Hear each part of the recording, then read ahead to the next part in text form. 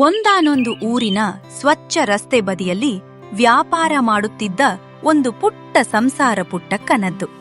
ತನ್ನ ಒಬ್ಬಳು ಮಗಳನ್ನು ಬಿಟ್ಟು ಮೇಲಿನ ಲೋಕ ಸೇರಿದ್ದ ತನ್ನ ಗಂಡ ಬಿಟ್ಟು ಹೋಗಿದ್ದ ಎಳನೀರಿನ ವ್ಯಾಪಾರವನ್ನು ಪುಟ್ಟಕ್ಕ ಮುಂದುವರಿಸುತ್ತಿದ್ದರು. ಓ ನೋಡಿ, ಇವಳೇ ಕಾವ್ಯ, ಪುಟ್ಟಕ್ಕನ ಮಗಳು.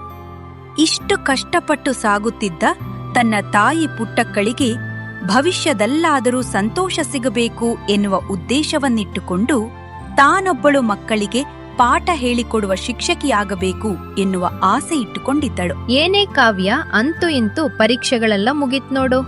ಇನ್ನೂ ಉಳಿದಿರೋದು ಕೊನೆಯ 1 ವರ್ಷ. ಆ ವರ್ಷ ಹೇಗಾದ್ರೂ ಒಂದು ಮೇಲೆ ಬಿದ್ರೆ ಸಾಕು ಅಂತ ಆಗಿದೆ. ಹೌದು, 100 ಅಂಕ ಪಡೆಯೋರು ಹಾಗೆ ಹೇಳಿದ್ರೆ ಹೇಗೆ? ಸದ್ಯಕ್ಕೆ ಪರೀಕ್ಷೆ ಮುಗಿದು ನಾಳೆಯಿಂದ ರಜೆ. ನಾಳೆ ಹೇಗೋ ಏನೋ ಅನ್ನುವ ಗೊಂದಲ ನನಗೆ. ನನಗಂತೂ ಗೊಂದಲವಿಲ್ಲಪ್ಪ. ನಾಳೆಯಿಂದ ಚೆನ್ನಾಗಿ ನಿದ್ದೆ. ಎಷ್ಟು ಸಮಯದಿಂದ ಕಾಯ್ತಾ ಇದ್ದೆ. ನಾನಂತೂ ಆರಾಮಾಗಿ ಟಿವಿ ನೋಡ್ಕೊಂಡು ಊಟ ಮಾಡ್ಕೊಂಡು ರಜೆಯನ್ನು ಚೆನ್ನಾಗಿ ಎಂಜಾಯ್ ಮಾಡಬೇಕು. ಅದು ಹೌದು, ನೀನೇನ್ ಮಾಡ್ತಿ? ನಿನ್ನಷ್ಟು ಆರಾಮ ನನಗಿಲ್ಲ.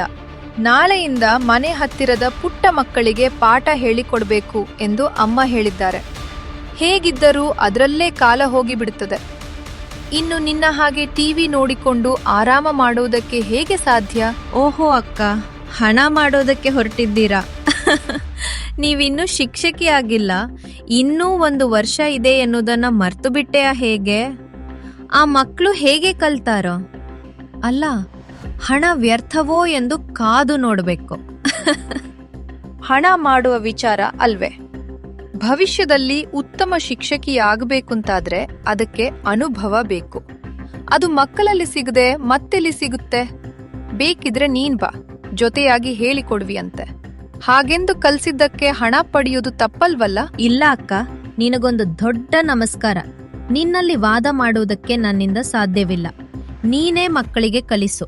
ನಿನಗೆ ಶುಭವಾಗಲಿ. ಹೀಗೆ ರಜೆಯಲ್ಲಿ ಮಕ್ಕಳಿಗೆ ಪಾಠ ಹೇಳಿಕೊಡುತ್ತಿದ್ದ ಕಾವ್ಯಾಳಿಗೆ ಕಾಯುತ್ತಿತ್ತು ಹೊಸದೊಂದು ಅಧ್ಯಾಯ. ಅರಮನೆಯಂತಹ ಮನೆ. ತಾಯಿ ಇಲ್ಲದಿದ್ದರೂ ತಾಯಿಯ ಪ್ರೀತಿಗೆ ಕೊರತೆ ಬಾರದಂತೆ ನೋಡಿಕೊಳ್ಳುವ ತಂದೆ. ಇವರೇ ನಮ್ಮ ಹೀರೋ ಪ್ರವೀಣನ ಮುದ್ದು ತಂದೆ. ಅಪ್ಪ, ಕಿರಗೂರಿನಲ್ಲಿ ಶಾಲೆ ಮಾಡುವ ಪ್ರಾಜೆಕ್ಟ್ ಎಲ್ಲಿಯವರೆಗೆ ಬಂತು? ಹೇಗೂ 1 ವರ್ಷವಿದೆ ಕಲಿಯುವುದಕ್ಕೆ. ಅದಾಗುವ ಮೊದಲೇ ನಾವು ನಮ್ಮ ಶಾಲೆಯನ್ನ ತೆರೆಯಬೇಕು ಅಪ್ಪ.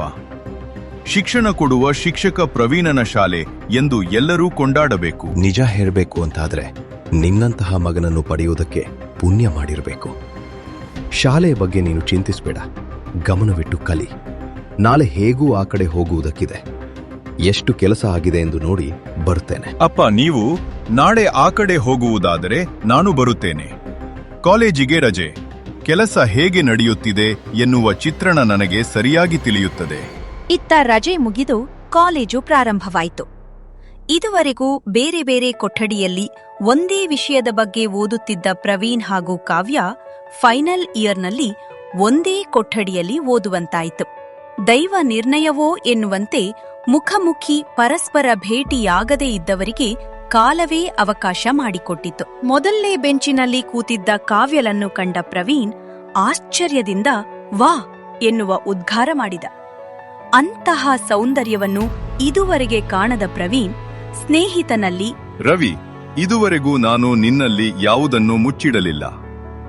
ಈಗ ನನ್ನ ಮನಸ್ಸಲ್ಲಿ ಆಗುವುದನ್ನು ನಿನ್ನಲ್ಲಿ ಹೇಳಬೇಕು ಎಂದಾಗುತ್ತಾ ಇದೆ. ಪಕ್ಕದ ಕೊಠಡಿಯಿಂದ ಬಂದ ಹುಡುಗಿಯರನ್ನು ನೋಡಿದೆಯಾ? ಅದರಲ್ಲಿ ಒಬ್ಬಳು ಬಿಳುಪಾಗಿ ಉದ್ದನೆಯ ಕೇಶ, ಸೌಂದರ್ಯ ಲಹರಿಯೇ ನಮ್ಮ ಕೊಠಡಿಯತ್ತ ಸಾಗಿ ಬಂದಿದೆಯೋ ಎನ್ನುವ ಭಾವ. ಕವಿಗಳು ಹೆಣ್ಣಿನ ಬಗ್ಗೆ ವರ್ಣಿಸುತ್ತಾ ಇದ್ದಾರೆ. ಹಾಗಾದರೆ ಇದು ಪಕ್ಕಾ ಪ್ರೀತಿಯ ಬಾವಿಗೆ ಬಿದ್ದದ್ದೇ ಹೌದು. ಯಾರಪ್ಪ ಅವಳು? ಯಾವತ್ತೂ ಪಾಠದ ಕಡೆ ಗಮನ ಕೊಡುವ ಪ್ರವೀಣರು ಇಂದು ಹುಡುಗಿಯ ಬಗ್ಗೆ ಯೋಚಿಸುತ್ತಿದ್ದಾರೆ. ಪ್ರೀತಿಯೂ ಇಲ್ಲ, ಪ್ರೇಮವೂ ಇಲ್ಲ. ಪಾಠದ ನಡುವೆ ಪ್ರತಿಕ್ರಿಯೆ ಕೊಡುತ್ತಿದ್ದಳು. ಹಾಗೆ ನೋಡಿದೆ. ಹುಡುಗಿಯರ ಸೌಂದರ್ಯ ಇರುವುದೇ ಹುಡುಗರು ಹೊಗಳುವುದಕ್ಕೆ ಅಲ್ಲವೇ? ಹುಡುಗಿಯರನ್ನು ಕಂಡರೆ ಆಗದ ವ್ಯಕ್ತಿಗೆ ಇಷ್ಟವಾದ ಹುಡುಗಿಯನ್ನು ನಾನು ನೋಡಲೇಬೇಕು. ಹೀಗೆ ದಿನಗಳು ಸಾಗಿತ್ತು. ಪ್ರವೀಣನಿಗೆ ಗೊತ್ತೋ ಗೊತ್ತಿಲ್ಲದೆಯೋ ಕಾವ್ಯಲ ಮೇಲೆ ಮನಸ್ಸಾಗಿ ಒಮ್ಮೆಯಾದರೂ ಮಾತಾಡಬೇಕೆಂದೆನಿಸಿತು. ಇತ್ತ ಏನು ತಿಳಿಯದ ಕಾವ್ಯಾಳಿಗೆ ಪ್ರವೀಣನ ಬಳಗದವರು ಮಾಡುತ್ತಿದ್ದ ಹುಚ್ಚಾಟದ ವಿಚಾರ ಸ್ನೇಹಿತೆಯಿಂದ ತಿಳಿಯಿತು. ದಿನ ಕಳೆದಂತೆ ರೇಗಿಸುವುದು ಹೆಚ್ಚಾಯಿತು. ಎಲ್ಲವೂ ತಿಳಿದಿದ್ದರೂ ತಿಳಿಯದಂತೆ ನಟಿಸುತ್ತಿದ್ದಳು ಕಾವ್ಯ. ಯಾಕೆ ಕಾವ್ಯ? ಪ್ರವೀಣನ ಸ್ನೇಹಿತರು ಅಷ್ಟೊಂದು ಹೇಳಿದ್ರೂ ಕಿವಿ ಕೊಡೋದಿಲ್ಲ ಯಾಕೆ? ಪ್ರವೀಣ ಸಾಮಾನ್ಯ ವ್ಯಕ್ತಿ ಎಂದು ತಿಳಿಯಬೇಡ. ತಂದೆ ದೊಡ್ಡ ಶ್ರೀಮಂತ ವ್ಯಕ್ತಿ. ಇನ್ನು ಇವನ ಹೆಸರಿನಲ್ಲಿಯೇ ಒಂದು ಶಾಲೆ ತೆರೆಯುತ್ತಿದ್ದಾರೆ. ಅವನನ್ನು ಮದುವೆಯಾದರೆ ನಿನ್ನ ಜೀವನ ಎಲ್ಲೋ ಇರುತ್ತದೆ. ಅಹಂಕಾರ ಬಿಡು. ಈ ಅವಕಾಶ ನನಗೆ ಸಿಗುತ್ತಿದ್ದರೆ ನಾನು ಚೆನ್ನಾಗಿ ಉಪಯೋಗಿಸಿಕೊಳ್ಳುತ್ತಿದ್ದೆ. ಸಾಕು ಮಾಡು ಮೃದುಲಾ. ನಾನು ಕಾಲೇಜಿಗೆ ಬರೋದು ಪ್ರೀತಿಸೋದಕ್ಕಾಗಿ ಅಲ್ಲ, ಅಥವಾ ಯಾರನ್ನು ಚುಡಾಯಿಸೋದಕ್ಕೂ ಅಲ್ಲ. ನನಗೆ ನನ್ನದೇ ಆದ ತತ್ವಗಳಿವೆ. ಇನ್ನು ನೀನೆಂದಂತೆ ಶ್ರೀಮಂತ ವ್ಯಕ್ತಿಯನ್ನು ಮದುವೆಯಾಗುತ್ತೇನೆ ಎಂದು ನಾನು ಎಲ್ಲಿಯಾದರೂ ಹೇಳಿದ್ದೇನೆಯೋ? ಇಂತಹ ಅವಕಾಶಗಳಲ್ಲಿ ನನಗೆ ಆಸಕ್ತಿ ಇಲ್ಲ. ನನ್ನನ್ನು ವಿಚಲಿತಳನ್ನಾಗಿ ಮಾಡಬೇಡ. ಈ ಬಗ್ಗೆ ಹೇಳುವುದಾದ್ರೆ ನನ್ನಲ್ಲಿ ಮಾತನಾಡಲು ಬಾರದು ನೀನು ಎಂದು ಕಾವ್ಯ ಜೋರಾಗಿ ಬೈದು ಬಿಡುತ್ತಾಳೆ. ಈ ವಿಚಾರ ಎಲ್ಲರಿಗೂ ತಿಳಿದು ಸ್ವಲ್ಪ ಸಮಯ ಮೌನವಾಗಿಯೇ ಇತ್ತು. ಆದರೆ ವಿಧಿ ಸುಮ್ಮನಿರಲಿಲ್ಲ. ಕಾಲೇಜು ಆವರಣದೊಳಗೆ ಒಬ್ಬಳು ಹುಡುಗಿಯ ಮೇಲೆ ಕೈ ಮಾಡಿದ ಹುಡುಗನನ್ನು ನೋಡಿದ ಪ್ರವೀಣ್ ಕಾಲೇಜ್ ಆವರಣದ ಹೊರಗೆ ಕರೆತಂದು 2 ಕೆನ್ನೆಗೆ ಬಾರಿಸುವುದನ್ನು ನೋಡುತ್ತಾ ಕುಳಿತಿದ್ದ ಕಾವ್ಯಳ ಮನಸ್ಸು ಅವಳಿಗೆ ಅರಿವಾಗದೆ ಕೈ ತಪ್ಪಿ ಹೋಗುತ್ತದೆ. ಪ್ರವೀಣ್, ನಿನಗೆ ವಿಚಾರ ತಿಳಿಯುತ್ತೆ? ಮೊನ್ನೆ ನೀನು ಆ ಹುಡುಗನಿಗೆ ಹೊಡೆಯುವುದನ್ನು ಕಾವ್ಯಳು ನೋಡಿದ್ದಳಂತೆ. ನಿನ್ನೆ ತಾನೇ ಮೃದುಲಾಳ ಹತ್ತಿರ ನಿನ್ನ ಬಗ್ಗೆ ವಿಚಾರಿಸಿದ್ದಳಂತೆ. ಆ ಕಡೆಯಿಂದ ಹಸಿರು ಬಣ್ಣದ ಬಾವುಟ ಕಾಣಿಸುತ್ತಿದೆ ಎಂದಳು ಮೃದುಲಾ. ಹೌದೇ, ಬಹಳ ಸಂತೋಷದ ವಿಚಾರ. ಆದರೆ ಕೇವಲ ನನ್ನ ಬಗ್ಗೆ ವಿಚಾರಿಸಿದಳು ಮಾತ್ರ. ನಾನು ಇಷ್ಟ ಎಂದು ಹೇಳಲಿಲ್ಲವಲ್ಲ. ಅಯ್ಯೋ ಪೆದ್ದ, ಹುಡುಗಿಯರು ಹೇಳುವುದಿಲ್ಲ, ಹೇಳುವುದಕ್ಕೆ ದಾರಿ ಮಾಡಿಕೊಡ್ತಾರೆ ಅಷ್ಟೇ. ಇದು ನಿನಗೆ ಸಿಕ್ಕ ಒಳ್ಳೆಯ ಅವಕಾಶ, ಮಿಸ್ ಮಾಡಿಕೊಳ್ಳಬೇಡ. ಹೋಗು ಬೇಗ, ಅವಳ ಜೊತೆ ಮಾತಾಡು. ಆದರೆ ಪ್ರೀತಿ ಆಗುತ್ತದೆ, ಇಲ್ಲದಿದ್ದರೆ ಇಲ್ಲ, ಅಷ್ಟೇ. ಇಲ್ಲಿಂದಲೇ ಪ್ರಾರಂಭವಾಯಿತು ಪ್ರವೀಣ್ ಕಾವ್ಯಾರ ಪ್ರೇಮ ಕಥೆ. ಕಾಲೇಜು ದಿನಗಳಲ್ಲಿ ಬರೀ ಕಣ್ಣ ಸನ್ನೆಯಲ್ಲಿ ನಡೆಯುತ್ತಿದ್ದ ಇವರ ಪ್ರೇಮ ಕಥೆಗೆ ಒಂದು ಸಮಸ್ಯೆ ಇದೀರಾಗಿ ಕಾಯುತ್ತಿತ್ತು. ನನ್ನ ಮುದ್ದು ಮಗನೇ, ಹುಡುಗಿ ಬಹಳ ಚಂದ ಇದ್ದಾಳೆ. ಆದರೆ ನಾನು ಅವಳ ಬಗ್ಗೆ ವಿಚಾರಿಸಿದೆ. ಅವರು ಬಡವರಂತೆ.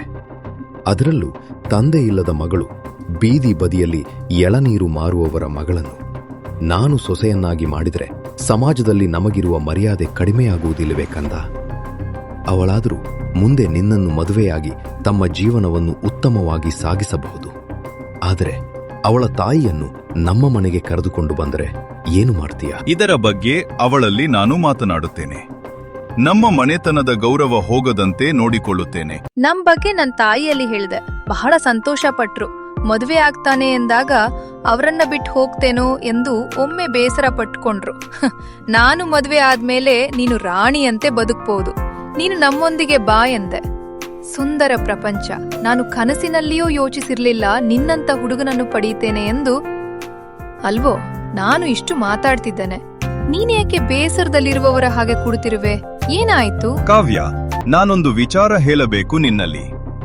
ನಾವು ಮದುವೆಯಾಗಿ ನಮ್ಮ ಮನೆಯಲ್ಲಿ ಸಂತೋಷದಿಂದ ಇರುವ ಸಮಯ ನಿನ್ನ ತಾಯಿಯನ್ನು ಅಲ್ಲಿಗೆ ಕರೆಸುವ ಅಗತ್ಯವಿದೆಯೇ? ಅವರು ಅವರ ಪಾಡಿಗೆ ಜೀವನ ನಡೆಸುತ್ತಿದ್ದಾರೆ. ನಾವು ಬೇಕಾದರೆ ಆಗಾಗ ಹೋಗಿ ಬರೋಣ, ಏನಂತೀಯ? ಇಲ್ಲ, ಹಾಗಾಗುವುದಿಲ್ಲ. ನಾನು ನನ್ನ ಕನಸಿನಂತೆ ಬದುಕಬೇಕು. ನನ್ನ ತಾಯಿಯನ್ನು ಉತ್ತಮ ರೀತಿಯಲ್ಲಿ ನೋಡಿಕೊಳ್ಳಬೇಕು. ಮದುವೆಯಾಗಿ ಕರೆದುಕೊಂಡು ಹೋಗೋಣ ನಮ್ಮ ಮನೆಗೆ. ಕಾವ್ಯ, ಪ್ರತಿ ಬಾರಿಯೂ ನೀನು ಅಂದುಕೊಂಡಂತೆ ನಡೆಯುವುದಿಲ್ಲ. ಮನೆತನದ ಘನತೆಯ ಪ್ರಶ್ನೆ. ಯಾರು ಎಷ್ಟು ಮಿತಿಯಲ್ಲಿರಬೇಕು ಅಷ್ಟೇ ಮಿತಿಯಲ್ಲಿರಬೇಕು. ಇಷ್ಟು ಹೇಳಿದರೂ ಹಠವೇ ಮುಖ್ಯವಾದರೆ ಮರೆಯುವ ಕಲೆಯನ್ನು ನಾನು ಅರಿತಿದ್ದೇನೆ. ಹೌದೇ, ನಿಮ್ಗೆ ಹೇಗೆ ನಿಮ್ಮ ಮನೆತನದ ಘನತೆ ಗೌರವ ಮುಖ್ಯವೋ ಅಂತೆಯೇ ನನಗೆ ನನ್ನ ತಾಯಿ ಕೂಡ. ನಿಮ್ಮ ಶ್ರೀಮಂತಿಕೆಯಲ್ಲಿ ನನ್ನ ತಾಯಿಯನ್ನು ಅಡೆಯಬೇಡಿ. ನನಗೆ ನನ್ನ ತಾಯಿಯೇ ಮುಖ್ಯ ಎಂದು ಮನೆಗೆ ನಡೆಯುತ್ತಾಳೆ. ಹೆತ್ತ ತಾಯಿ ತಂದೆಗಿಂತ ಮಿಗಿಲು ಬೇರೆ ಯಾವುದೂ ಇಲ್ಲ ಎನ್ನುವ ಮಕ್ಕಳು ಸಿಗುವುದು 100ರಲ್ಲಿ 1, ಅಲ್ಲವೇ? ನೀವೇ ಯೋಚಿಸಿ ನೋಡಿ.